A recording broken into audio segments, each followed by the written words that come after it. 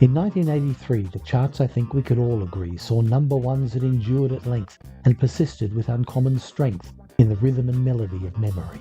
Newsflash, people, it's a stonking great week. Superstars and spectacular crap abound in the week ending July 1st, 1983. Kicking off with the segment that was the basis for Giuseppe Verdi's 1871 tragic opera Aida, Hello and Goodbye, where we welcome fresh-faced new chums and farewell the grizzled veterans of the 10. A couple of big ones new in this week. At number 6, up 10 places and bound for number 2, it's perennial wedding favourite Every Breath You Take by the Police, which hung around the top 10 for 10 whole weeks. The other newbie was also up 10 places, but to number 4, Flashdance, What a Feeling, which was to take over from the current number 1 in a fortnight and clung tenaciously to the top spot for 7. Count 'em, 7 weeks. It's the only record we've ever featured that has spent exactly 7 weeks on top. Leaving the top 10 this week is a former 5-week number 1, Billie Jean by Michael Jackson, slipping from 6 to 15 after 14 weeks in the winner's circle. It was accompanied by Drop the Pilot by Joan Armatrading, which spent 7 weeks bombing around the lower reaches of the 10, stopping at number 6. Number 10 this week is Laurabranigan with her follow-up hit to the number 1 smash Gloria, Solitaire, which is in the second to last of its 5 weeks in the top 10. In a week that saw big success for big-voiced female singers, Laura was far from the worst one we heard. At 9 we had Naked Eyes, perfectly acceptable version of the Bacharach David showcase Always Something There to Remind Me, which stayed on the charts for an impressive 20 weeks. 3 in the 10 for a high of 6. This made number 2 in New Zealand, and they had another hit with another Burt Bacharach and Hal David tune, Promises, Promises, but we never heard from them again.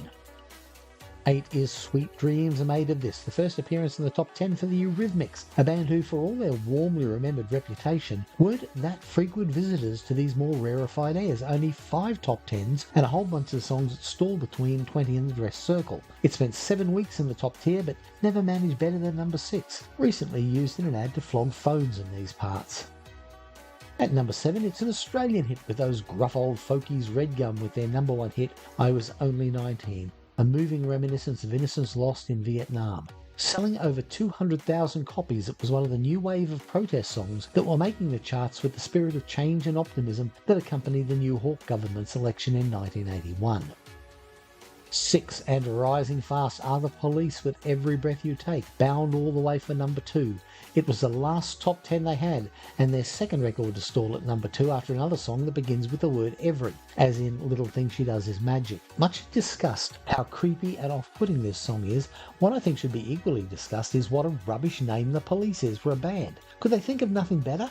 Here's a list of band names I thought up for some friends who were thinking of putting a 3-piece together a dozen years or so ago. Nazi Punk's French Kiss, The Attractive Salamanders, The Spiderhedron, Ich bin ein Donut Hole, Gift Wrap Cheddar, The People Who Had No Feet So They Walk on Their Hands, Buffalo Dusty Springfield, that would be local drag queens playing edgy neo-folk rock, The Pointy-Headed Ones, The Deracinator, Hillary Clinton's Washing Machine, We Like Coloured Folk, The Imperious French Duke, The Yoga Pants Explosion or The Yoga Pants Explosion Phase 2, The Gay Clash, that band name is self-explanatory, or The Julia Dillards, bluegrass with a feminist slant and obsession with their own legacy and a belief that being booked for a gig was the accomplishment, and playing it well was a nice bonus if it indeed happened. The Police, I reiterate, is a rubbish name.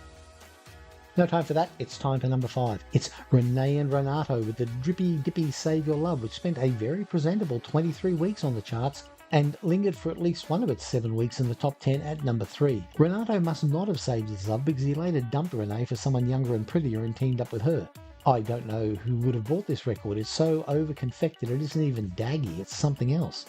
When I say daggy, that's an important distinction that non-Australians really need to understand. That is the difference between dags and bogans and how that shapes our music. I don't have time to explain it here, we'll explain later. Now, for everyone's favourite segment, the Trade Up, where we find great or at least good records that are on the charts this week but never made the top 10. And this week we have 3 curiosities to behold. First of them, one of the, thanks to MTV, more ingrained artifacts of the era, Thomas Dolby, She Blinded Me with Science. Exactly the kind of song you'd hear in some banal John Hughes teen comedy with its MTV ubiquity and new wavery, but it only got as high as number 19 before retreating like Dolby himself to dim memory. Next is a much better song by a band I made the terrible mistake of omitting from my Power Pop review in TRB 92, Jeopardy by the Greg Keane Band, which despite, or perhaps because of, being a little more sophisticated than his usual poppy fare, did better than his previous breakup song but still sold at number 11. The third selection is Running for Our Lives by Marianne Faithfull, which got no higher than 40. But the real story isn't the A-side, which is perfectly pleasant new wave fare, it's the B-side, She's Got a Problem. I have the 45 of this, and I think I've played the A-side once, B-side many times. It's an astonishing performance. Would never have been a hit by itself, but then there's hits, and there's hits, isn't there? Number 4, the crucial link between numbers 5 and 3 is this week the biggest riser into the top 10. Flashdance, What a Feeling, from the film of not quite the same name, which is up 10 places to number 4 in only its third weekend, bound for number 1 in a 7-week stay commencing in a fortnight. Poor old Irene Cara didn't see a cent on the song apart from her session fee, despite being promised royalties at around $1.5 million as record company paid her nothing and making sure she was shut out of the industry. She sued, but they declared bankruptcy and she lost her career and her fortune. Now that's sad. 3 this week is the indomitable Elton John, who over previous few years had been squarely written off as a hit-making force, but he rebounded in no uncertain terms with I'm Still Standing in his Too Low for Zero album, which kicked off a little run that lasted for a few more years and albums before he once again fell out of fashion. I'm Still Standing is a great single. It's tuneful as hell and it's contemporary without sounding like he was trying too hard. But the album, apart from the singles, I never thought was all that much. It made number 2 here, which was higher than anywhere else in the world, and in terms of sales, it didn't shift 2 million copies, making it his 11th biggest selling studio album. Number 2, the Deputy Prime Minister of the charts this week was Beat It by Michael Jackson, a song that, incredibly, never made number 1. Famous for its guitar part by Eddie Van Halen, EVH only got the job when Pete Townsend turned it down and recommended him. Third single from the legendary album Thriller. This is Jackson in top form, showing he can go from the smooth grooves of Billie Jean into the gospel AOR glam metal fusion of Beat It. Now, David Bowie was left-handed. The 2 US states which are most confused with one another are Illinois and Indiana, and most people think that Indiana is the westernmost of the 2 states. I have to admit that I was once one of those people. Dueling is still legal in Paraguay as long as both duelists are registered blood donors. It's often said that facts don't care about your feelings, but these ones really do. It's Val's fantastic world of fact. The biggest climber this week was Fraction Too Much Fiction, the first solo single for Tim Finn, who split ends and got off the mark with this ripper single. Good as it was doomed to get no higher than number 7.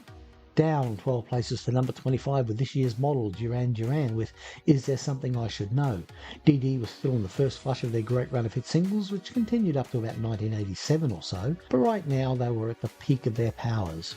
If Duran Duran were the flavour of the month, their bookends were Culture Club, who were the highest debutante this week with Church of the Poisoned Mind, the advanced single from their second album, Colour by Numbers. This one got to number 4, and the follow-up single, Karma Chameleon, crushed all before it, making number 1 for 5 weeks in October-November. And the longest dweller on the charts this week is the former chart topper Gloria by Laurabranigan, which is in the 25th week of its 31 on the charts. This week in the USA, the rubbishly named Police are on top with Every Breath You Take. And in the UK, we've got old pineapple-head Rod Stewart ruling with Baby Jane, a song which, if you listen to it, is almost as creepy as Every Breath You Take. This time last year, it was a song apparently very popular with our gay friends, Charlene's I've Never Been to Me. So what? I've never been to Paraguay, you don't hear me complaining. Next year, it will be Lionel Richie with Hello, topping a pretty meh top 10.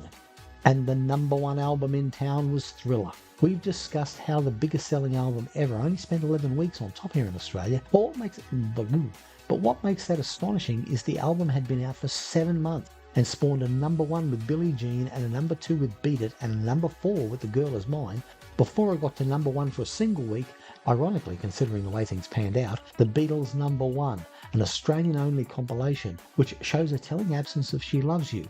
It never made number 1 nationally, and it only made number 1 for a single week in my hometown. Usually this part of the video trees off the number 1 album with a dozen interesting whatevers. This week it doesn't. It is, however, about music in a roundabout way. Many of you who are of my age or thereabouts will remember Hannabarbera cartoons on a Saturday morning, and no doubt some of you will recall the gay little songs that introduced them. Without going into too much detail on the process here are my 12 favourite Hannabarbera theme songs.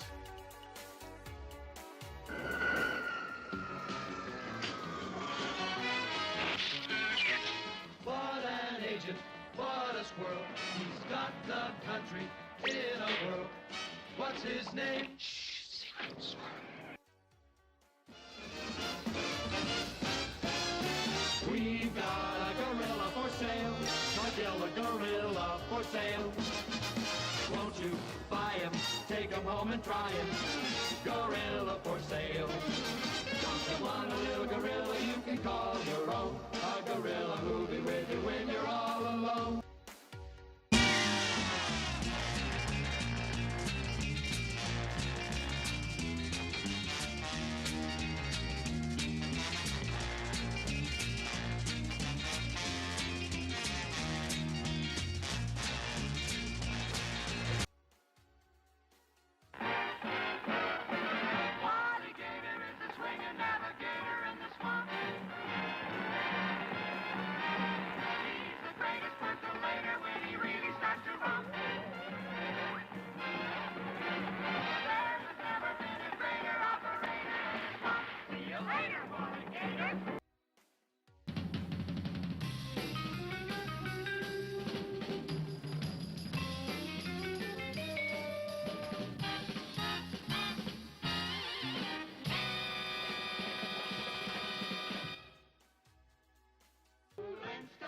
Meet the Flintstones, they're the modern Stone family. From the town of Bedrock, they're a page right out of his story.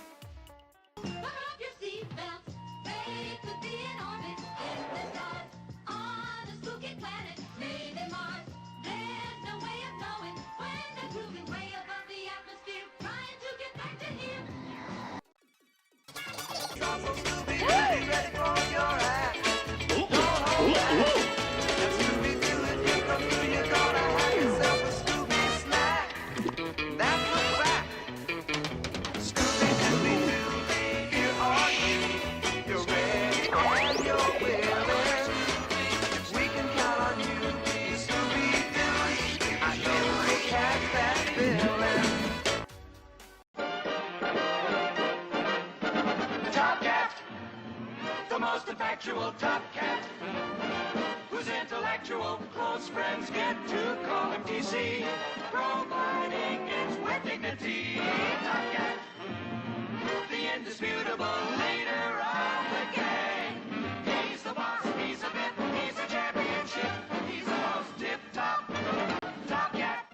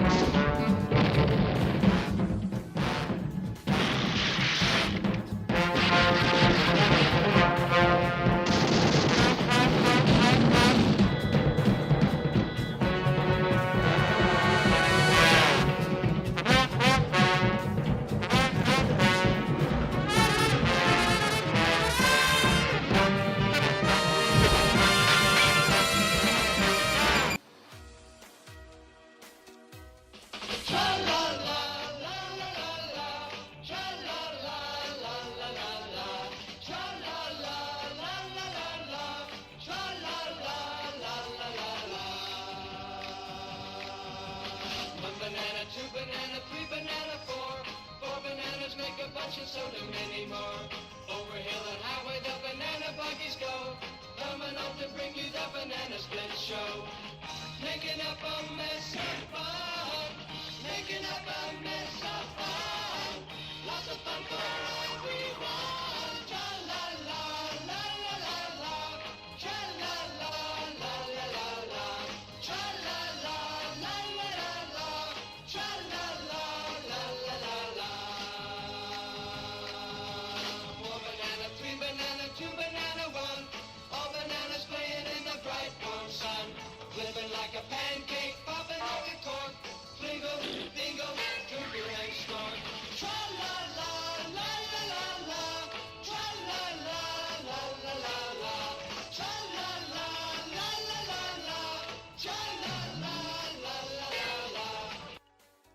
Well, after that masterclass at number 4, we're bringing back the bongo magic to herald this week's number 1. Bongo Man, do your thing. Free Monty! This week's number one with Total Eclipse of the Heart, an absolutely unself-conscious wall of sound. The top charts in the US, UK and Australia. Equally iconic is its utterly of its time video, directed by one Russell Mulcahy, who directed the Saints' I'm Stranded video back in Brisbane in 1976. In the 5th week of its 6 on top, the song spent 20 weeks on the charts all up, 13 of them in the top 10. It was Tyler's second national number 1 and her last top 40 entry. Well, that's how the cow ate the cabbage in this wintry 1983 week. It's been a pleasure waffling away here, and should the good Lord be a-willin' and the creeks don't rise, we'll be back again with a new edition in about a week or so. Wish.